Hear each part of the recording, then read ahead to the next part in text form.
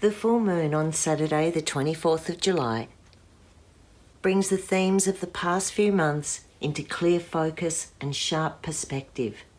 We've been in a fog of transition, but Aquarian energy will activate a cosmic demister that shows where the work needs doing. Now you have to get your head around it and try to beam forward.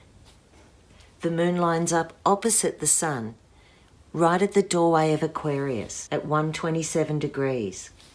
Jupiter is in Pisces, moving retrograde and heading back into Aquarius.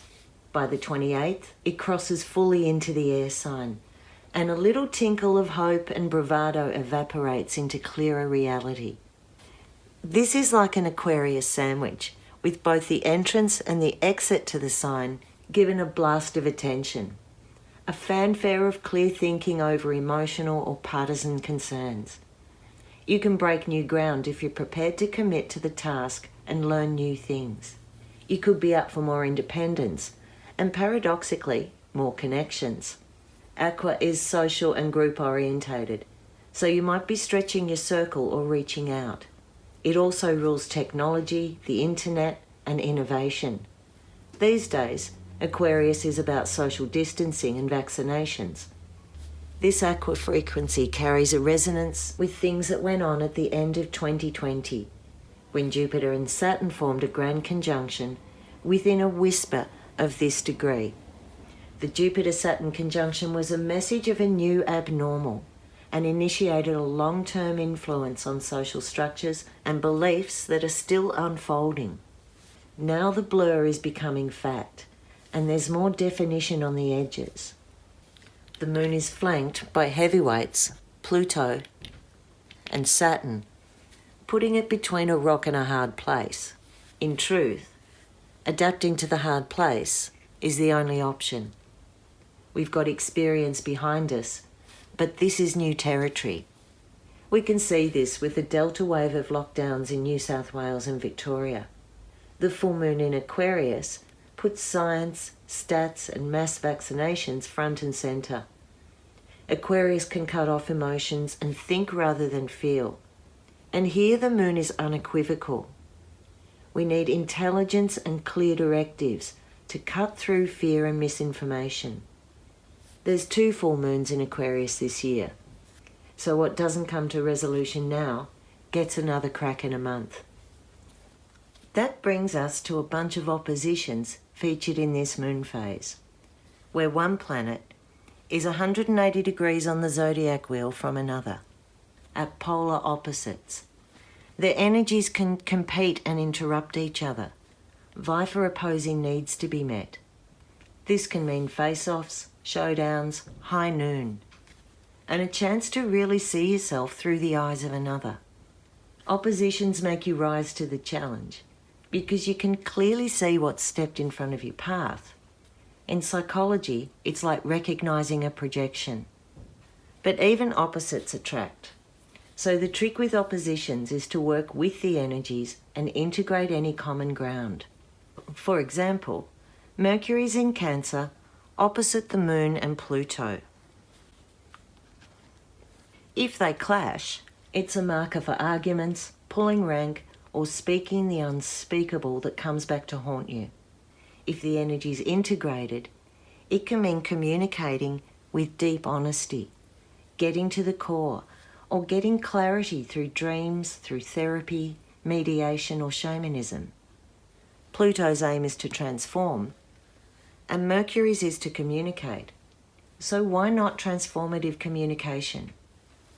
Work, home, families and siblings are the main targets here.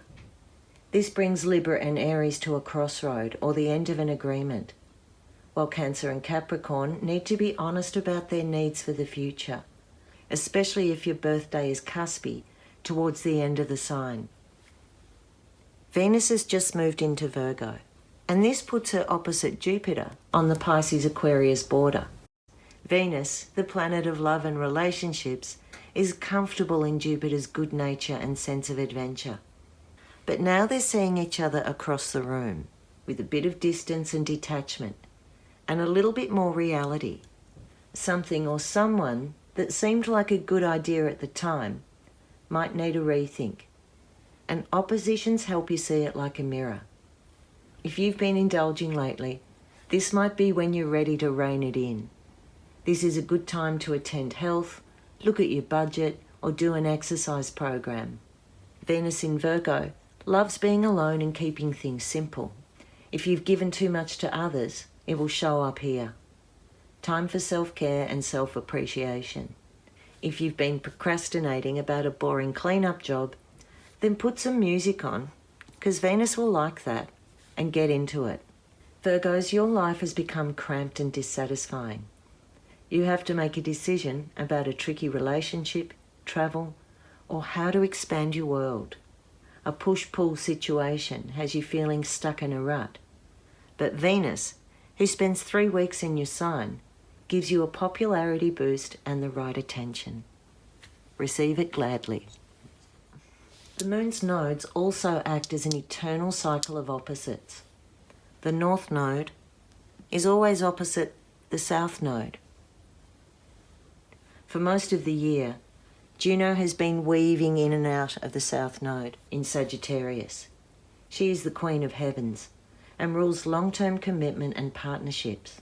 On the south node, she has you assessing the value of a key commitment and questioning if it's reciprocated equally. Juno represents what we expect in relationships and agreements, and some of us are really struggling to accept what's being given. Now Lilith has caught up with the North Node in Gemini, and the polarity of your situation has become super clear, perhaps through siblings, new information, or having had enough of finding solutions and adapting. Lilith is full-fledged feminine power, with utter conviction about her birthright to be different but equal. Her backstory began in Babylonia and morphed into Judeo-Christian myth in the Garden of Eden, where as first woman she was created equally with Adam from the silt of the river. Despite this truth, Adam believed she should be subservient to him, and she was driven off, exiled, and punished for refusing to bow to his belief. Nevertheless, Lilith kept the knowledge, and Adam was given Eve.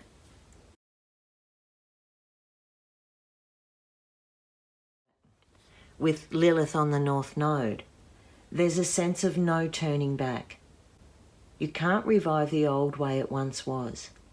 Lilith is prepared to walk away from betrayal, whereas Juno finds creative ways to uphold the commitment and address the balance of power. This polarity echoes the rock and hard place the Aquarius moon has, with Pluto and Saturn hemming her in. But here, Saturn is sending a supportive structure or protection to help you chip away at a new form. Virgo, Fish, Geminis and Sag will be especially teetering around restlessness, responsibilities and choices. But air signs Libra and Aqua could strike a deal that works for now. Fire signs Leo and Aries might choose a more creative option, and your playfulness, humour and generosity can pull any tensions back from the brink. With this cluster here, there's something for Saturday. A few hours before the moon is full, she passes over Pluto and forms an opposition to Mercury, and then hits Saturn a few hours later.